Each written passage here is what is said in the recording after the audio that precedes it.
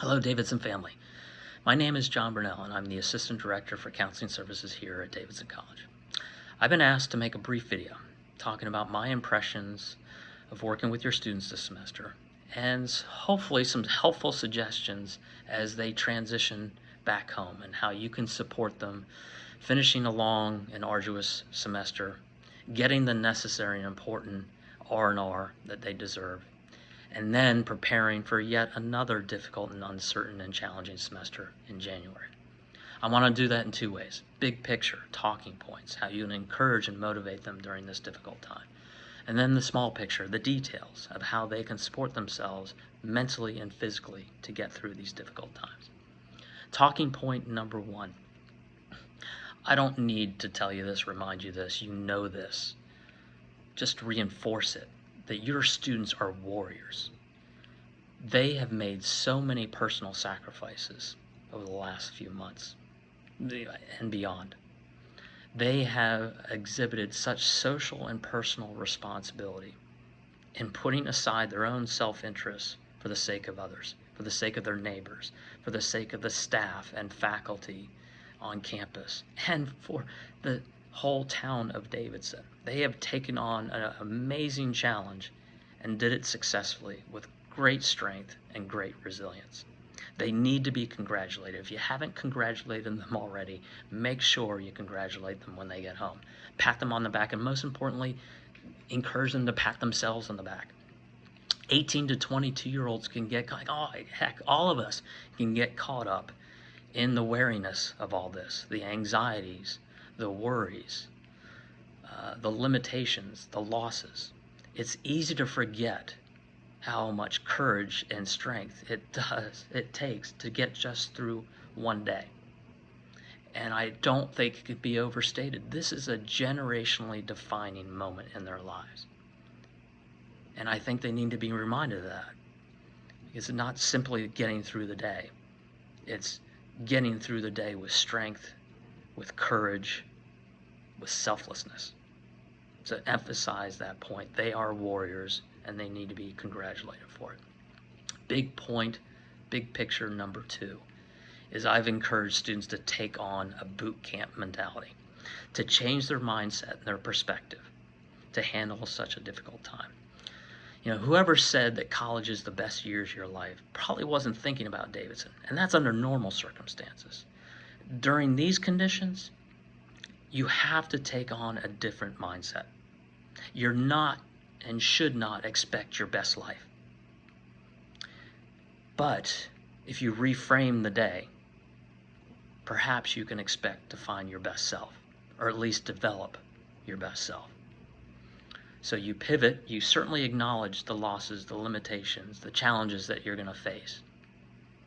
But you look for the possibility in small ways, in creative ways, to find small moments, small victories of productivity, purpose, and meaning each and every day. And then at the end of the day, you pat yourself on the back for getting through a tough day, growing through a tough day. Now switching to the little picture. Like the boot camp, they have to focus on the basics, the fundamentals. They need to be physically and mentally strong.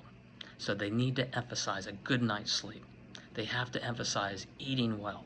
They have to emphasize exercising, moving the body. Second point is they need to stay in the moment. It is so easy to get caught up in the regrets and the losses of the past, or to dread and worry about the future. They need to find ways to stay in the moment. And this is where we dumb it down. We simplify it. There is so much wisdom in simplicity. Finding ways that they can stay in the moment. I can't think of a better way than to regress to childhood. Just play. Get outside. Run. Walk aimlessly. Ride a bike. Throw a ball. Throw a frisbee. Skip. Dance. And do it outside. And while you're outside, making sure you're engaging in all your senses with this wonderful nature that's presented to us. We originated in nature. It's actually where we naturally belong. You're thinking about this pandemic, we often have to stay inside, or at least staying inside our heads. Get outside. A few quotes about the pleasures of the natural world. The pleasures of the natural world are not reserved for scientists. They are available to anyone who will place themselves under the influence of a lonely mountaintop, or the sea, or the stillness of a forest. In contemplating the exceeding beauty of the earth, we can find calmness and courage. There is something infinitely healing in these repeated refrains of nature. The assurance that dawn comes after night and that spring comes after winter.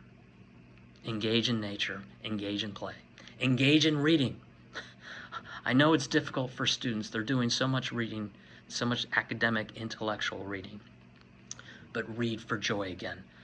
Re-engage them, reteach them to enjoy the good book. Someone reading a book is a sign of order in the world. We all need some kind of order in this chaos. A book is a heart that beats in the chest of another. It is a perfect antidote to social isolation. It gives you portals to perspectives of others that you might be limited in times of social distancing and social isolation. Most importantly, it's crucibles of self-discovery. In books, they will find their North Star. Most importantly, they'll find themselves. I can't think of a better time to do that. So engage in nature, engage in play, engage in books. Engage in music. There's no better way to acknowledge our feelings, our varied feelings, especially in an emotional time like this. Have them make and remake a playlist. Honor their emotions with lyrics and melodies. And with the music, playing the music, they can imagine themselves at a live concert. And don't we all miss live music?